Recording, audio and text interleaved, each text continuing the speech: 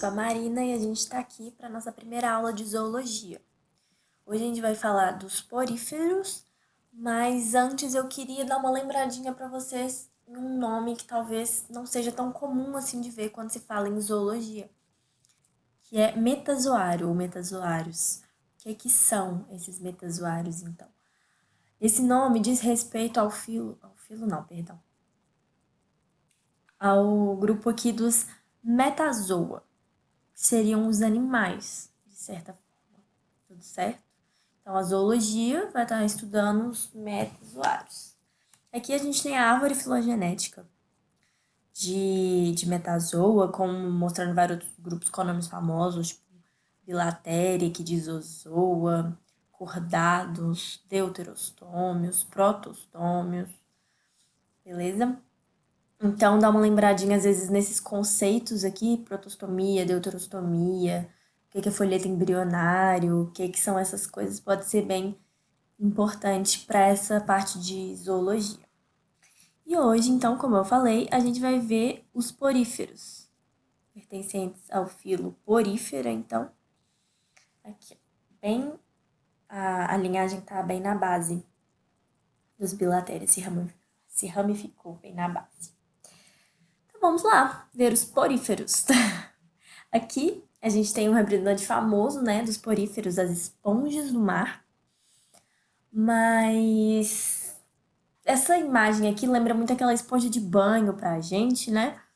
Mas será que são todos assim? Os poríferos, eles não vão ter olhos, eles não vão ter boca, não vão ter braços. Olha como que são os nossos poríferos de verdade. Sim, assim. E a gente tem apenas 2 exemplos, né? Mas eles podem ser bem diversos. A gente vai ver logo mais um pouquinho dessa diversidade. Mas é bem importante, então, lembrar que os poríferos são sim animais. São sim, apesar de serem sésseis, né? Apesar de parecerem não ter vida, eles têm muita vida e a gente vai ver agora melhor como que isso acontece. Então, vamos ver as características básicas. São características gerais, assim, dos poríferos. Então, que todos eles vão compartilhar. Todos eles vão ser aquáticos. A grande maioria é marinha, mas a gente tem alguns dulcícolas, ou seja, de água doce. Eles são assimétricos ou com simetria radial. É mais comum encontrar que eles são assimétricos, certo? Isso quer dizer o plano corpóreo deles. Você vai achar um plano de simetria partindo no corpo deles? Não vai, entendeu? Eles são sésseis.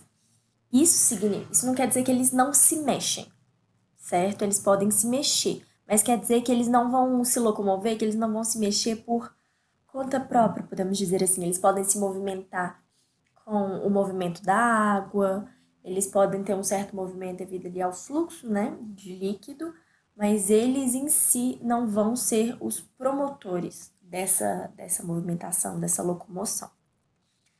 Eles não possuem tecidos definidos, isso é uma coisa bem importante. Bem importante mesmo. Eles podem ser considerados, de certa forma, ablásticos. Você lembra que ablástico, diblástico, triplástico? Os poríferos, eles podem ser considerados ablásticos, porque no desenvolvimento embrionário deles, eles não chegam a desenvolver endoderme, ectoderme, mesoderme, nenhum desses 3. Então, ele não chega a desenvolver tecidos verdadeiros. Apesar de ter células e de essas células, né, formarem um corpo robusto, assim, não vai ter tecido definido. Eles não têm musculatura, eles não têm neurônios, nem órgãos típicos, né? Muito decorrente disso daqui. São organismos filtradores.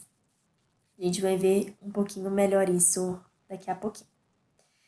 Então, a gente já viu essas características básicas deles, mas ainda como que é o corpo, né? A gente conseguiu imaginar um pouco da fisiologia, mas como é o corpo desses animais? Ele é bem diverso, é isso que a gente consegue falar. Ele tem uma morfologia muito variada, tamanhos muito variados, podem ter poríferos de até 2 metros, e cores muito diferentes. Olha aqui. Aqui a gente tem chamada esponja vítrea, né? Que ela ela é de sílica, a gente vai ver um pouquinho disso mais pra frente, na composição corporal deles. E ele tem esse aspecto, de vidro. A gente tinha alguns aqui, outros, olha só, o formato é completamente diferente, a cor também completamente diferente.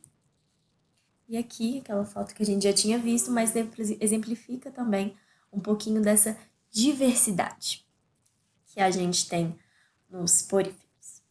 Tudo bem, então a gente viu um pouquinho da diversidade, mas eles não vão ter uma coisa em comum, vão. Eles têm uma estrutura básica, podemos dizer assim, tem variações dela, mas tem uma base, vamos ver como que é. Eles têm o corpo, o nome poríferos vem de uma característica deles, que é ter o corpo cheio de poros, que são chamados ósteos, esses poros. Mas como assim o corpo cheio de poros? Olha aqui. Aqui a gente tem um esqueminha de um porífero. Olha só, essa aqui é a parede deles, né? A parede corporal, ele é aderido a um substrato. E aqui temos o corpo dele. Esses buraquinhos aqui são os poros, os ósteos. Lá dentro, ó, a gente tem a espongiocélula também chamada de átrio. E aqui em cima, ó, em todos esses, a gente tem uma abertura maior, que é chamada de ósculo. Vamos ver uma coisa um pouquinho mais detalhada aqui, que já mostra pra gente o fluxo de água. Lembra que eu falei que eles são animais filtradores? Então, eles precisam filtrar, né, as partículas do alimento que está ali na água. Então, como que isso acontece? A água, ela entra pelos poros.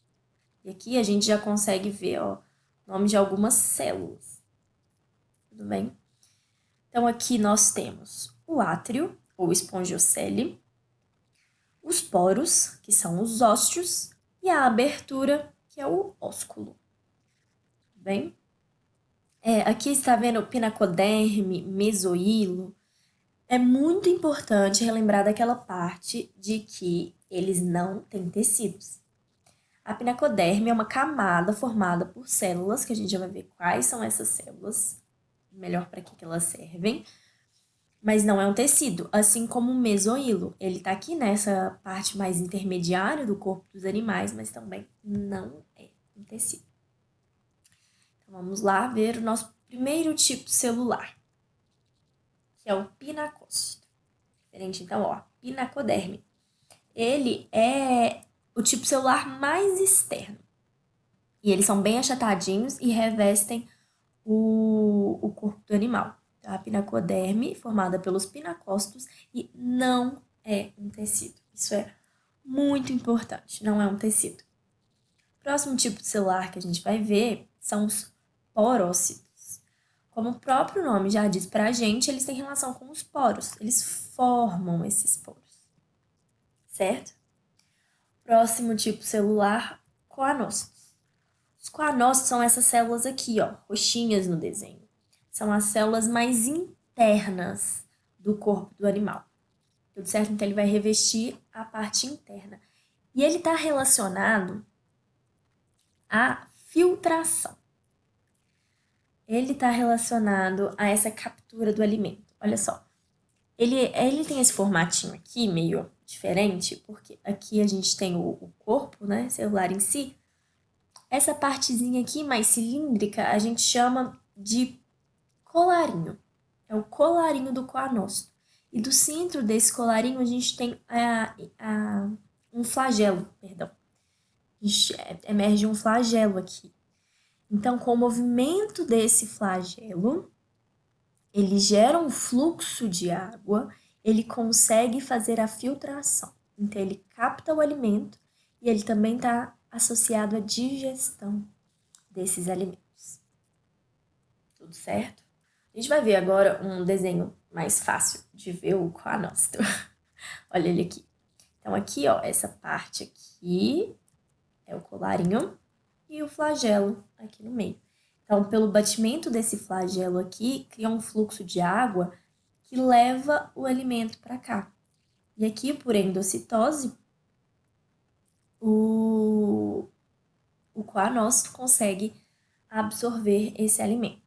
Aqui vai começar a digestão, então, né, dentro da célula, porque a digestão, perdão, ela é intracelular. Mas a gente vai ver detalhes dessa digestão um pouquinho mais para frente, porque tem algumas coisas associadas que vão além do coanócito. Por fim, o último tipo celular que a gente vai ver é o amebócito. Os amebócitos, elas são células muito importantes, são essas que estão de azulzinho aqui, ó, tá vendo que elas têm um formato bem diferente? Aqui, elas são células que estão envolvidas em vários processos. Elas ficam, em geral, aqui no mesoílo, elas conseguem se movimentar por pseudópodos, ou seja, elas têm uma certa capacidade de movimentação aqui. E aí elas vão ter funções variadas. Uma coisa muito importante dos amebócitos é que eles são células totipotentes. Elas são células com uma capacidade de diferenciação muito grande. Então, elas podem dar origem a outros tipos celulares e também existem vários tipos de amebócitos, que a gente vai ver 3 daqui a pouquinho, e são derivados desse amebócito aqui, certo?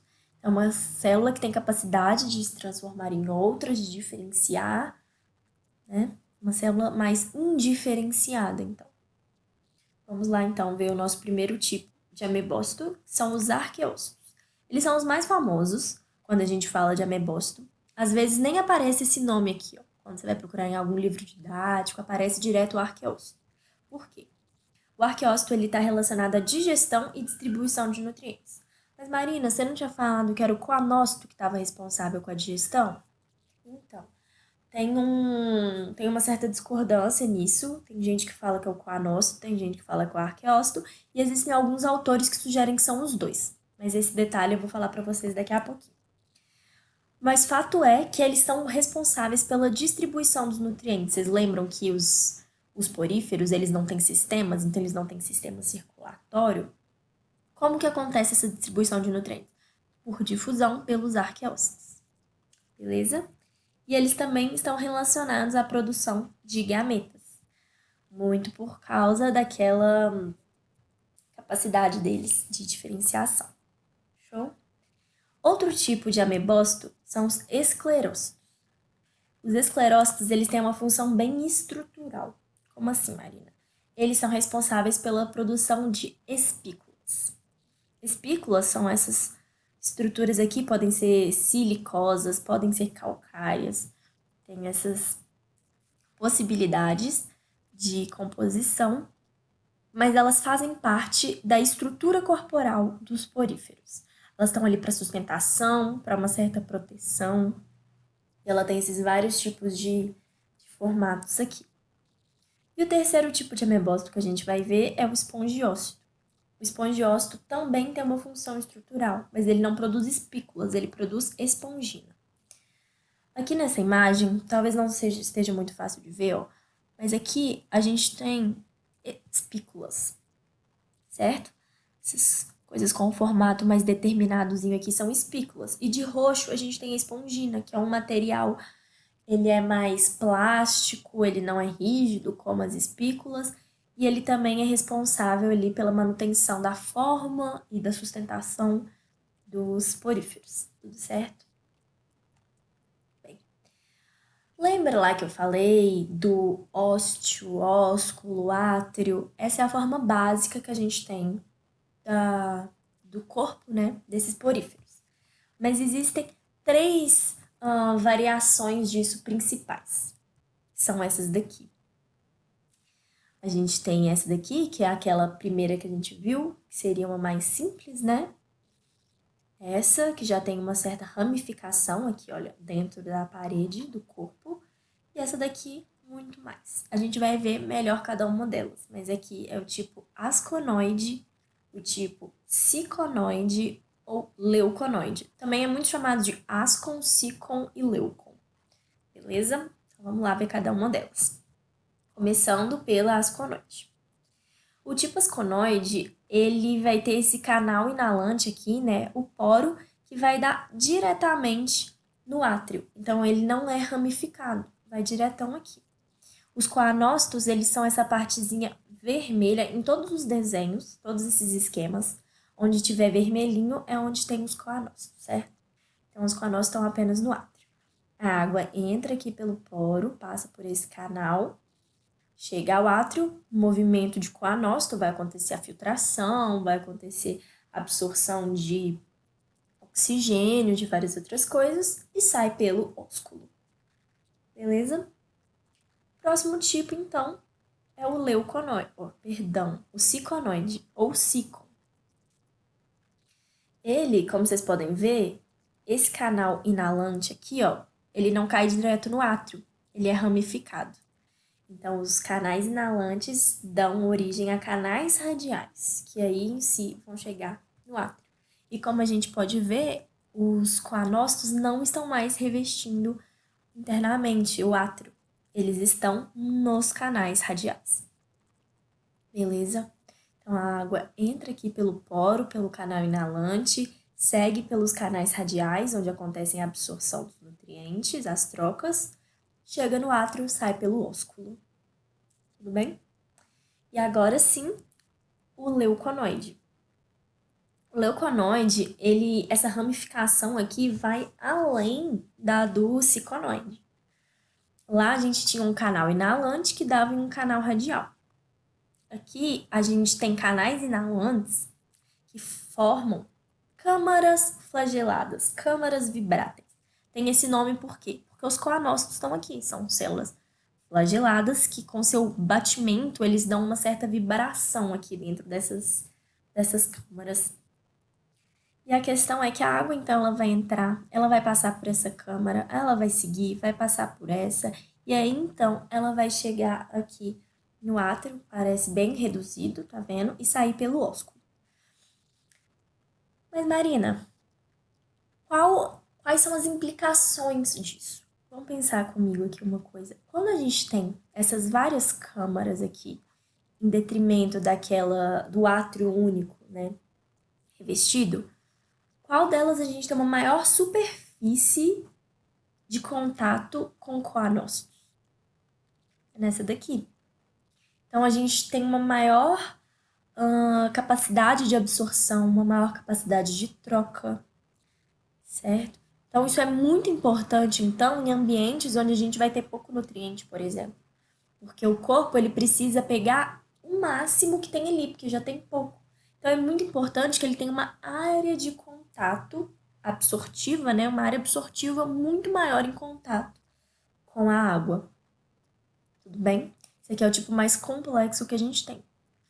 Mas tem os três tipos sobrevivem, os três tipos são espécies diferentes e tudo mais. Mas os três tipos poríferos, com essa estrutura básica, vai ter o poro, vai ter o átrio, vai ter o ósculo, só que a capacidade de absorção deles está relacionada, então, a essa área coberta por coanócitos. Tudo bem? Então, agora a gente já viu essa estrutura deles. Eu já falei um pouquinho do que eu vou falar agora também, na verdade, a alimentação. Vamos só revisar aqui então. A alimentação, como ela acontece? Por filtração. E essa filtração, ela está relacionada a um fluxo de água, certo? E qual é a direção desse fluxo de água, vocês lembram? Poro, átrio, ósculo. Podendo passar ou não por aqueles canais radiais, câmaras flageladas, dependendo do tipo de esponja que a gente está falando. E uma coisa muito legal, um experimento, tem vários vídeos no YouTube, pode pesquisar filtração poríferos. Eu tentei colocar um vídeo aqui, mas pelo método que eu tô gravando a minha aula ficou complicado, então eu trouxe algumas imagens desses vídeos. Coloca-se aqui uma substância, um corante não nocivo, não tóxico, perto da esponja, olha aqui, perto da base da esponja. E aí, depois de um tempo bem rápido, na verdade, olha o que acontece. A esponja, ela absorveu essa substância colorante, né? E tá expelindo aqui pelo ósculo, mostrando pra gente certinho qual é, então, o caminho da água, né? Pelo corpo da esponja. E aí é isso que elas fazem. Se fosse um alimento, se fosse tudo, os coanócitos que estão aqui absorveram essas partículas, esses nutrientes, certo? Então, é filtração, é fluxo de água, mas a digestão em si, ela é intracelular. Isso é muito importante. Digestão de porífero é intracelular.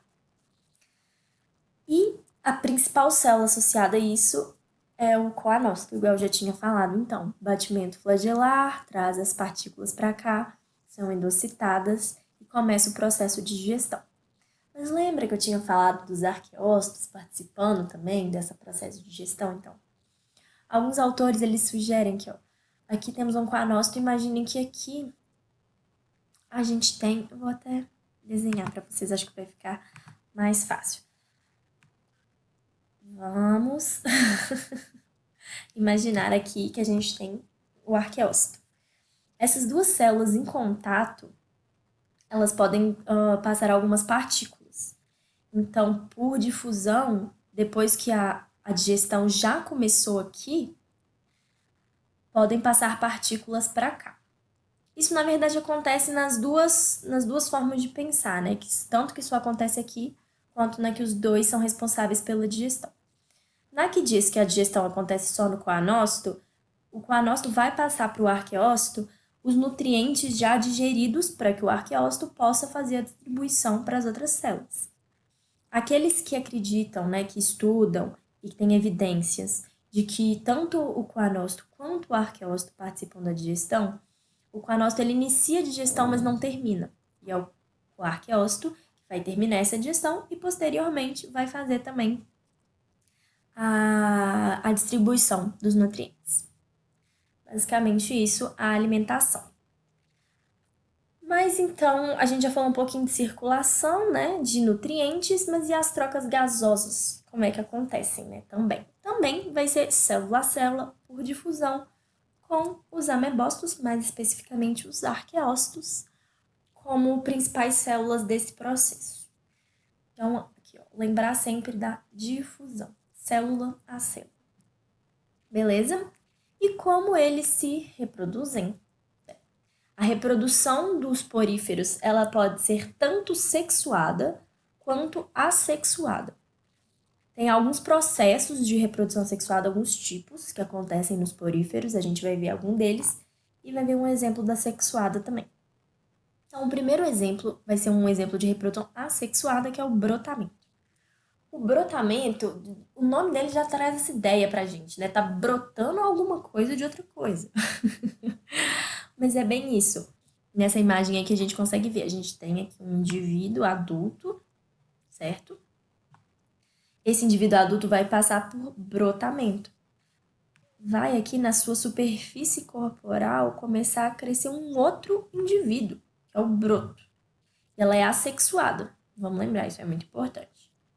Esse broto ele pode se desprender do corpo do adulto que ele estava e vai dar origem a uma nova esponja. Vai crescer aqui então.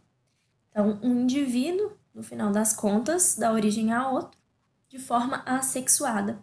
É o brotamento. Outro tipo de reprodução assexuada que a gente vai ver é a fragmentação. Essa é bem mais simples, vocês me perdoem aqui o esqueminha que eu tive que fazer, mas dá para entender. Vamos imaginar que a gente tem uma esponja adulta, certo? A esponja sofreu algum dano, alguma coisa bateu aqui nela, por exemplo, e soltou um pedaço dessa esponja. Tudo bem? Quebrou um pedacinho dela e caiu aqui. É possível que essa esponja, esse pedaço, perdão, dê origem a uma nova esponja.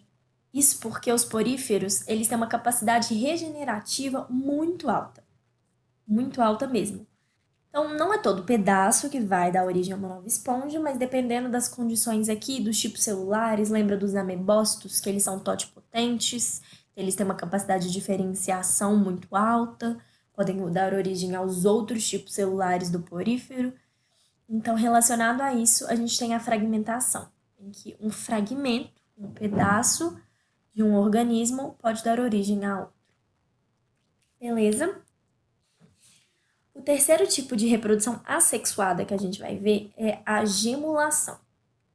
O que é essa gemulação? Olha só, aqui a gente tem uma gêmula, que é uma estrutura. Aqui dentro a gente tem amebócitos, mas mais comumente os arqueócitos. E tá vendo esse revestimento externo aqui? São espículas. Lembra lá das espículas calcárias, silicosas? produzidas pelos esclerócitos. Então, essas espículas aqui que estão revestindo esse conjunto de amebócitos.